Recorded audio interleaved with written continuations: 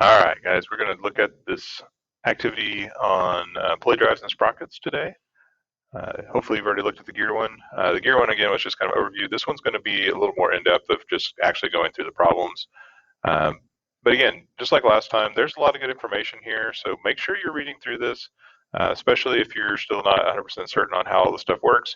For example, here with the belt and pulley system, they're showing that a couple examples of how, like, if my input is a larger one, my output is a smaller one. We said the same thing with gears. If I go from big to small, the smaller one is going to have to turn more times per rotation, and so you're going to get more output speed with the smaller pulley, but you're going to get less torque. And really, the reason why you have less torque is because it is smaller, so you have less of a moment arm.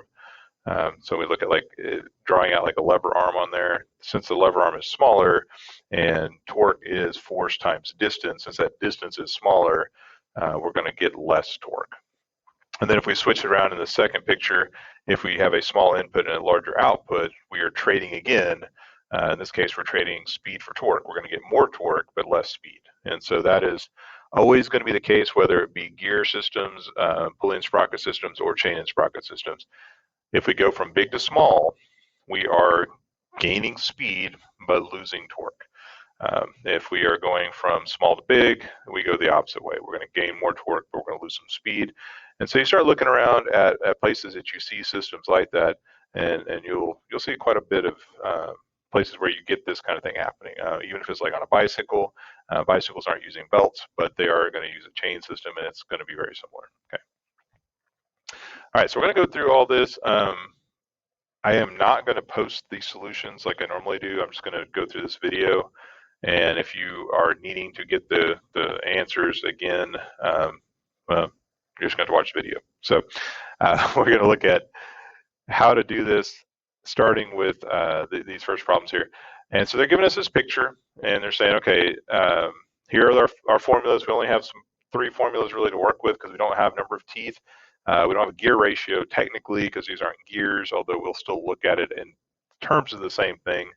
While we can't technically call it gear ratio, it is the same ratio as far as like how it's going to work for us. So we're still looking at those same ratios. We're looking at belts and pulleys, not gears. So technically it's not called a gear ratio, but the idea is still the same as far as how we're going to calculate it. But since we don't have teeth with the belt and pulley system, we can only look at diameters, which is what you see in this picture below. They're going to give us diameters. We can look at angular speed. Again, that weird kind of W looking deal, that is angular speed. That is omega. And so that is the angular speed for the input over angular speed for the output. And that one is backwards of everything else. So everything else we have output over input except for angular speed. So just kind of pay attention to that as we're going through.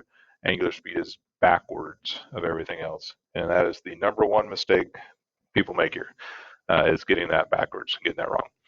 And then the last one's torque, and we look at torque out over torque in. So again, we're going to be picking two of those three ratios to kind of set equal to each other as we're solving things. So that's kind of how we use these. So looking down here at this example, this is a pretty common pulley system, pulley and belt system. Obviously, there are other ways that they could be used, but this is the most common. This is what you're going to see in pretty much every vehicle, every car. If you look under the hood and you start looking at the serpentine belt, and what it's doing is driving all of the accessory things that are running in your car, things like your air conditioner, your alternator, your water pump, anything that's going to also need to be run that needs to have that rotational motion is going to be attached to the engine itself.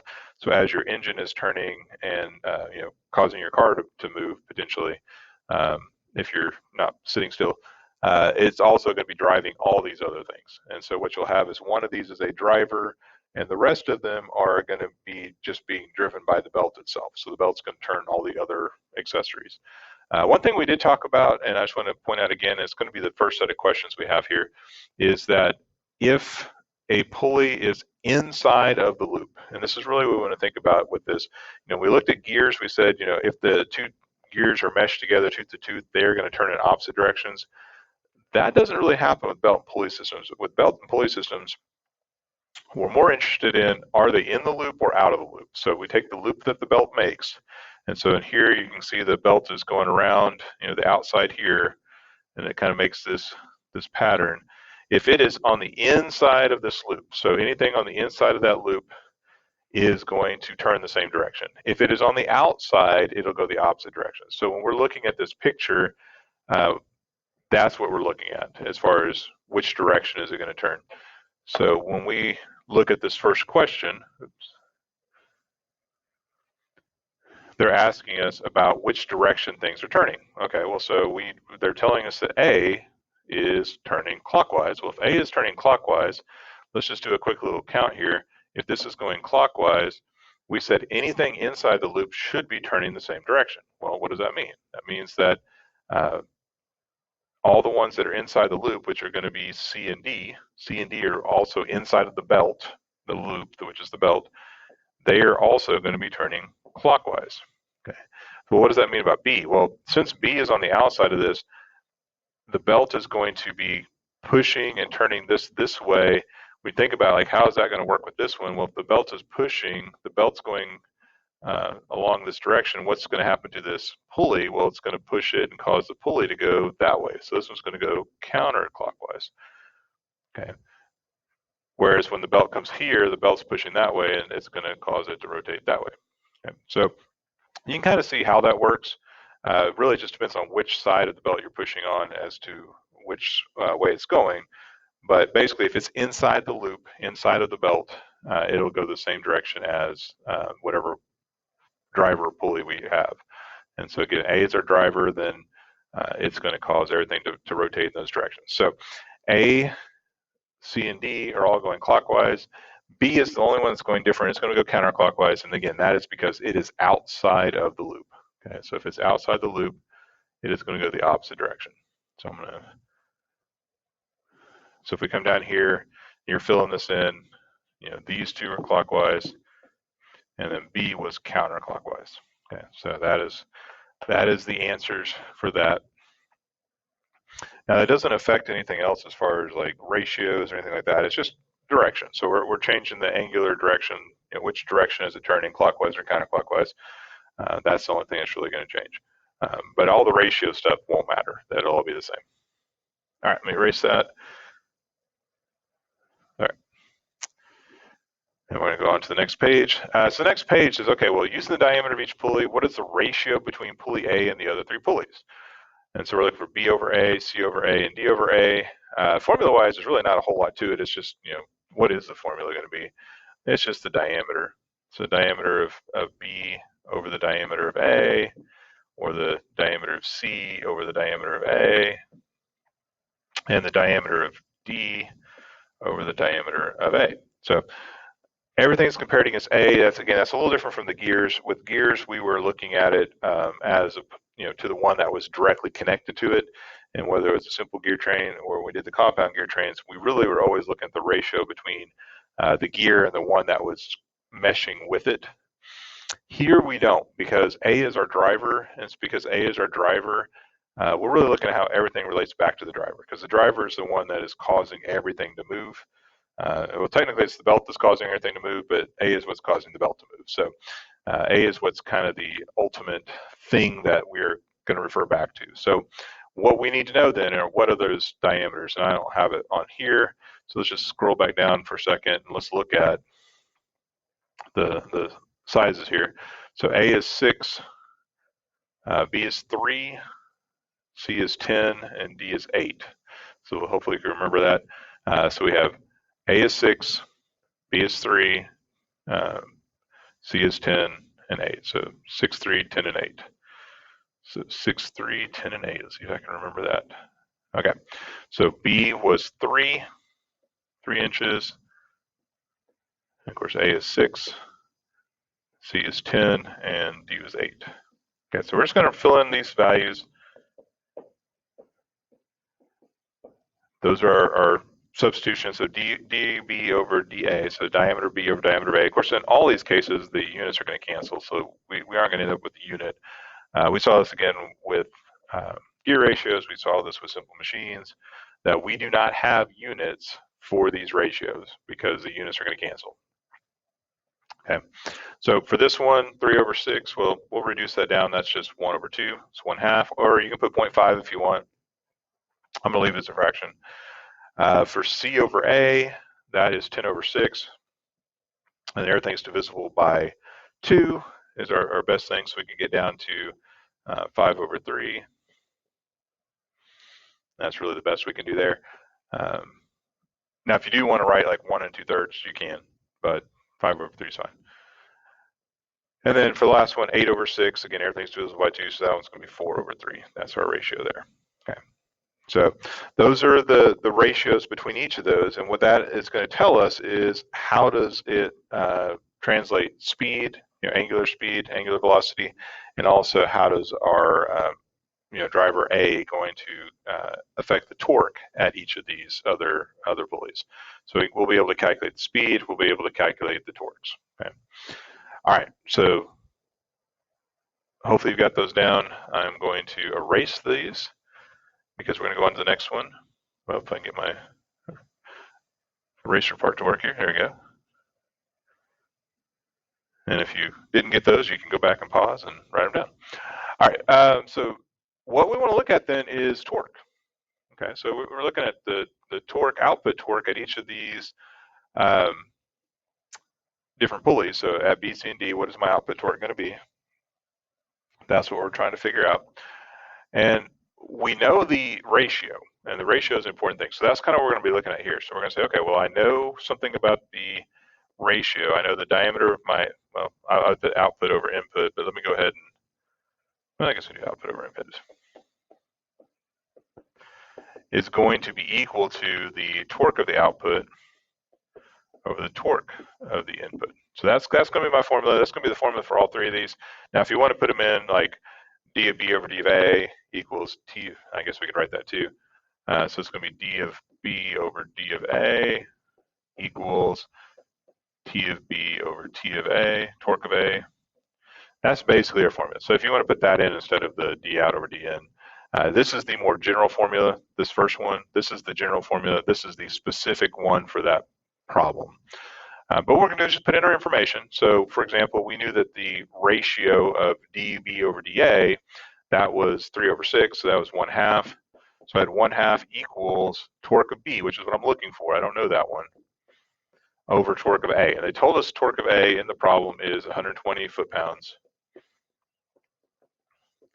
And so now we're just solving. And we're just solving a simple little ratio problem. This one you can just look at it and probably figure out what torque of B is, but if you want to do the algebra here, we would do the cross multiply. We'd say 2 times torque of B equals 120 times 1, so 120 foot-pounds, because we're multiplying that times 1. And then we divide by 2, and we'd say torque of B is 60 foot-pounds, and we're just dividing by 2. Okay. So that's what we're looking for. And of course, we're going to get our final answer is 60 foot-pounds, which hopefully makes sense because we are going from a bigger pulley down to a smaller pulley. And so we should be losing torque. In fact, we should have half the torque, which is what we came up with, half the torque. And so we're going to get less torque, but what we should be getting is greater speed. So if they asked for it, they aren't asking us to calculate that. But if we were asked to calculate it, we would know that B is going to be going twice as fast as A. So it's half as much torque, but twice the angular velocity. Okay. For C, I'm just going to go ahead and put the formula that we really want here, dC over dA equals torque of C over torque of A. And we know these values. So again, for this one, we said dC over dA, that was 10 over 6, so that was 5 over 3.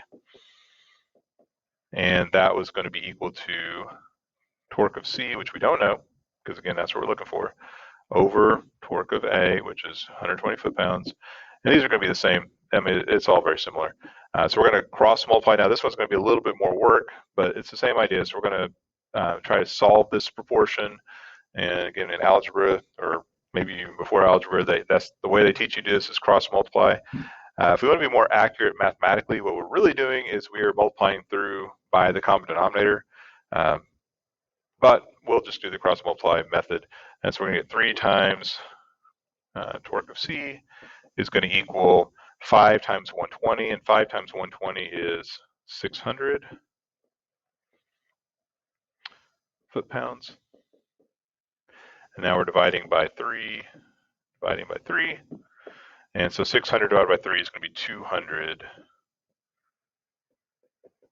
foot-pounds. So that is going to be my torque at C. And again, hopefully that makes sense. C is bigger than A, and so C is going to be moving slower. It's going to have a smaller angular velocity, which again, we're not calculating that, but it will have a larger torque because we go from a smaller to a larger pulley, so it's going to increase the torque. Okay. All right, and then last one, we have the same thing, and I'm just going to write it out real quickly here. So we have D of the diameter of D divided by diameter of A is going to equal torque of D over torque of A. And for that one, again, this is going back to problem 2. We had that one was 8 and 6, which is 4 over 3, and that is going to be torque of D over torque of A. Oops, we know torque of A. Let's go ahead and write that in. That was 120 foot-pounds. And so just like on the last one, we're going to cross multiply and then divide. And so we'll get 3 times torque of D equals 4 times 120, and 4 times 120 is 480. 480 foot-pounds. And then we're going to divide both sides by 3. And so if you divide 480 divided by 3, you get 160.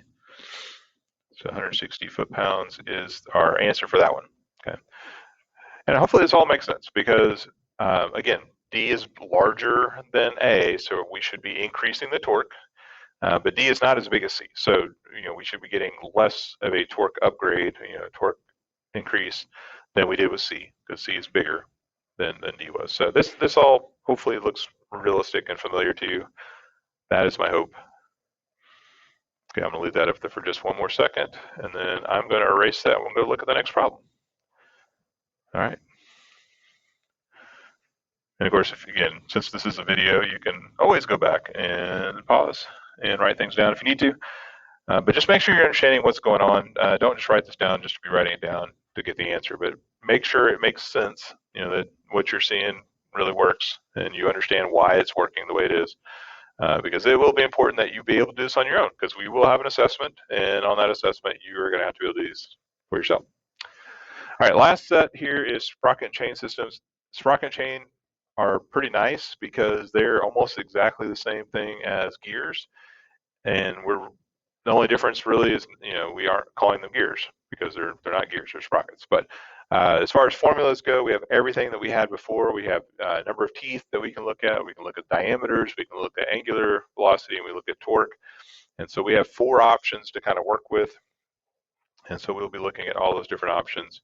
Again, we can't technically call it a gear ratio, but it is the same thing. It's the same ratio that we're looking at. So, all right, here is what we want to talk about. We don't even have any problems. I forgot they didn't have any problems for that. Even easier. So we look at these conclusion questions. I'm not going to write anything down. I'm just going to talk to you about them a little bit, and then you guys write down your answers based on whatever you think. So the first question says, automotive engineers design mini car engines with timing belts. Now, a timing belt is a little bit different than a normal belt in that it does have teeth, and so this says, I guess I'll go ahead and finish writing the question, then I'll show you what that means. So the timing belts provide vital function to the engine to maintain the combustion cycle. And what is the specific purpose of a timing belt? Is a timing belt more like a belt and pulley system or a sprocket and chain system? And defend your answer. Now, there's not a right or wrong answer to this last part.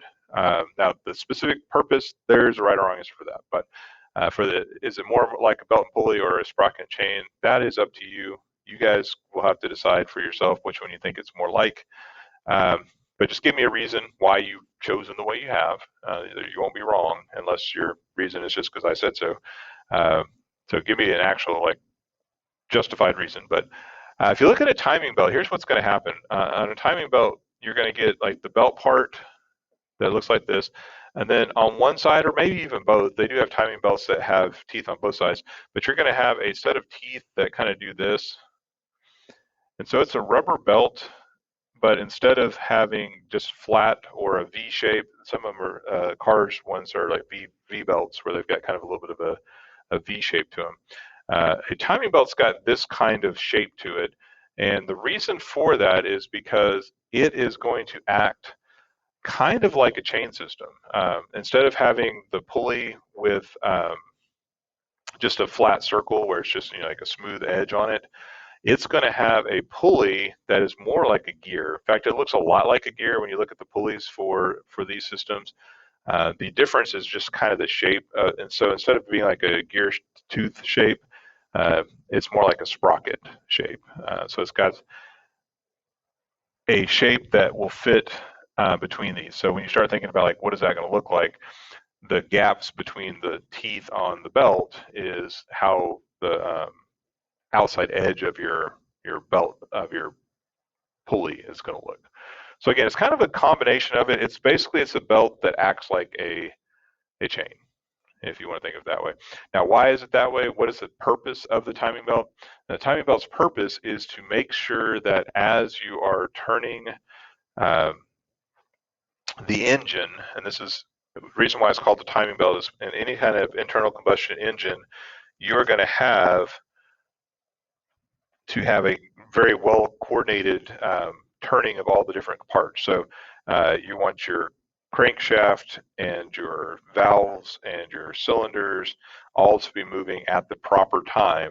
And so that's what that is doing. It is connecting your crankshaft up to your valves, and your valves need to turn at the same time every time so that they are opening and closing and allowing fuel in and exhausting out the burnt exhaust gas from your engine at the proper times. Because if it's opening at the wrong time, you're either not going to have the gas in there when it needs to be there for the combustion cycle, or you may have exhaust gas not exhausted at the correct time, and you're going to get very, very poor performance with your engine. It's going to just not really run very, very well, very smoothly at all.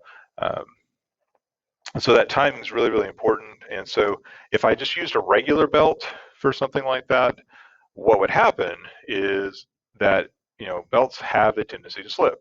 And so if I'm running that belt and maybe it's not tensioned properly or something happens and it slips a little bit, now everything's out of timing. And so my valves won't open when they're supposed to, and there's not a good way to fix that, and other than taking the belt off, resetting everything, and then putting the belt back on. And so that's not a good way to do it. Now you can use timing chain, and some vehicles have those. Some vehicles do have timing chains, but chain is a little bit harder to work with in some cases because it does have to stay lubricated. You got to have the all those parts have to be made properly, and they're a little more expensive. Timing chain is a little more expensive. There's not a great reason why you might use one versus the other than just mostly cost and simplicity. But a timing belt, a lot of times you use a timing belt. It's a little cheaper than a timing chain, and it will do the same job. It will do the same job. It will keep everything timed appropriately, but it's a little bit cheaper. You don't have to worry about lubricating it because it is plastic. Well, not plastic. It's rubber, but it's going to last pretty well. So a lot of vehicles are going to use the timing belt as opposed to a timing chain. But both exist. Okay. So what does it do? It is just keeping everything moving at the correct time within your engine so that your engine functions properly. That is its purpose. So the question is it more like a belt and pulley system, or is it more like a sprocket chain system? There's not a right or wrong answer there. You can say one or the other. It's definitely built, construction-wise, it is a belt and pulley system. I mean, it's made of the same materials as a belt and pulley system. But adding the teeth makes it move and stay sequenced like a sprocket and chain system would. So there's definitely parts of both in there. Okay, questions 2, asking you what you know about wheel and axle simple machines. how much you manipulate the size of the axle powering the input pulley or sprocket to harness more speed from the output. So here we're not really looking at the pulleys themselves, but we're saying, what do we know about the size of the axle? So let's say I've got a belt and pulley system. So like here's one pulley, here's another pulley, and I've got those connected. And what they're saying is if I adjust the size of this axle so I can go smaller or bigger, so I can make it bigger or I can make it smaller, how would I adjust that axle to get more speed from the output? So think about that. If I want more speed from the output, that means I'm not changing the ratio between the two pulleys themselves, but if I want more speed here on the output, so this is my output, if I want more speed at that output, I really need more speed at the input, correct? And so I need this one to go faster. And so if this is being driven by an axle, what did we talk about with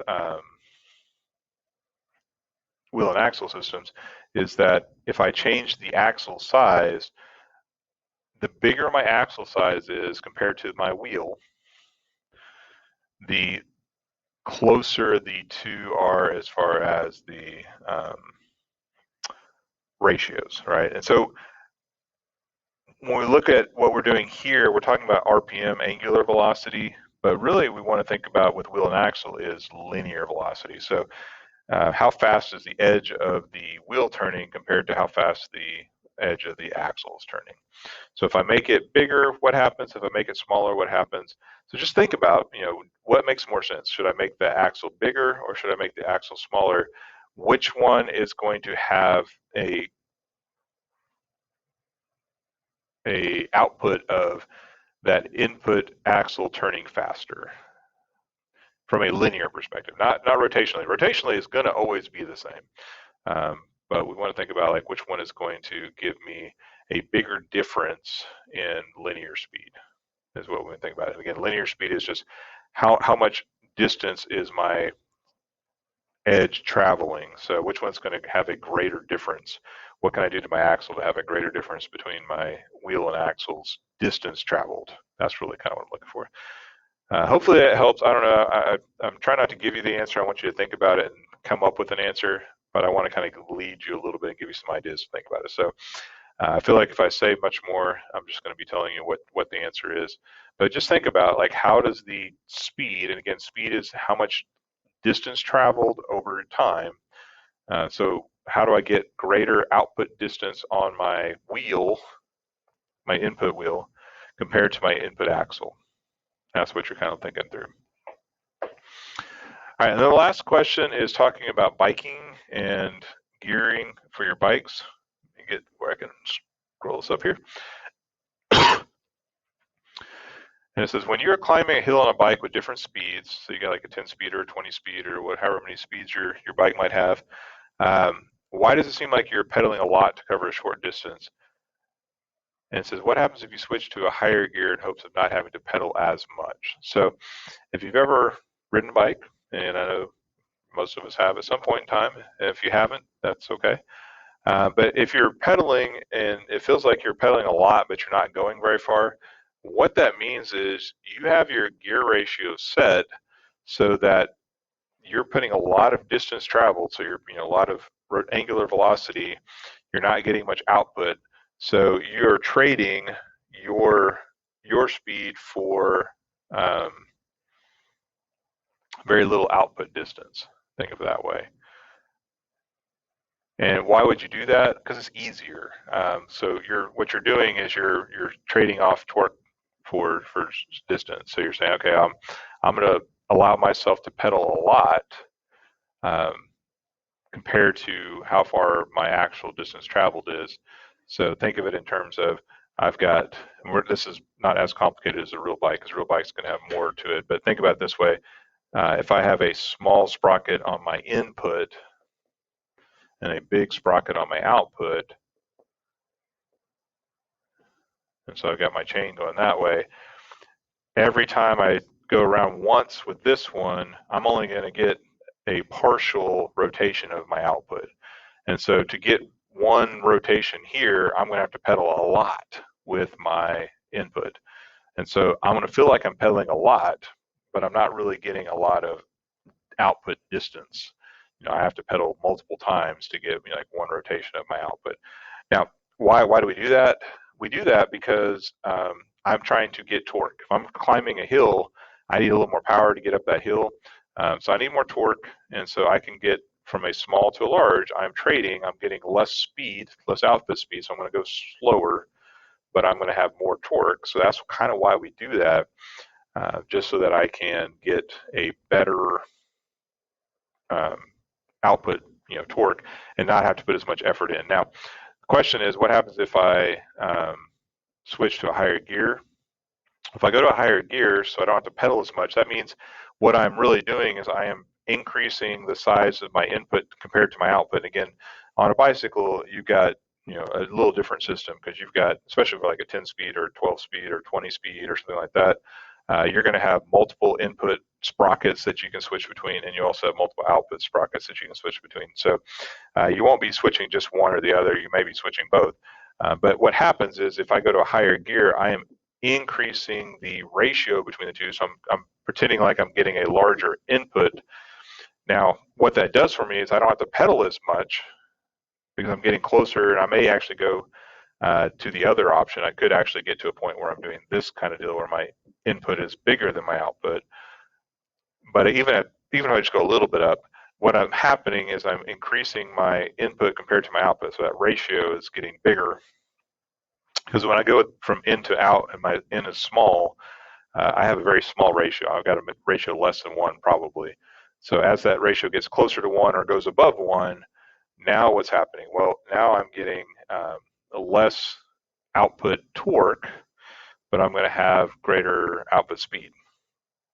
And so what happens is it's going to be harder to pedal because I'm not getting that torque advantage that I had before. But I'm not going to have to pedal as many times to get the distance traveled that I want. So I'm going to feel like I'm doing better as far as distance, like I'm not pedaling as much to go like small distances, but the trade-off is I'm going to have to pedal harder. I'm going to have to put more input force, input torque in. And so that's kind of the trade-off. When you're climbing a hill, a lot of times that's the trade-off is, okay, I'm going to go down to that lower gear, that lower ratio, so that I can continue to pedal, because it gets really hard to pedal when you're going up the hill. You have to put a lot of torque in. So I'm going to go down to a lower, easier ratio so I can pedal easier, but I'm just going to give up a little bit of speed. So the trade-off is if I go down to that higher gear, I'm going to have to pedal harder, but I'm going to be able to get more speed out, more distance traveled per rotation than I would at the other gear. So that's kind of what's happening. Again, this is simplistic a little bit because obviously we're not looking at all the gearing options that you would have on those types of bikes, but that's kind of the idea behind it. Okay. All right. I think that is the end. We'll just slide down to the bottom. Yep. All right. So that's the last question. So you're going to want to make sure you filled all that in, and you turn that in on Canvas with the gears part. So make sure you're turning both those in together, and then that should get you done. Make sure this makes sense. It would be a good idea to have those formulas written down because you're going to need to refer back to those when you get to the final part of this where you are doing the assessment. So make sure that you're feeling comfortable with that before we get to the assessment. The assessment is going to be available probably on Friday, maybe Thursday. It's already made. It's ready to go. I just haven't released it to you guys. So I might put it out tomorrow. We'll see. But it'll be available by the end of the week for sure. So, all right, we'll end it right there.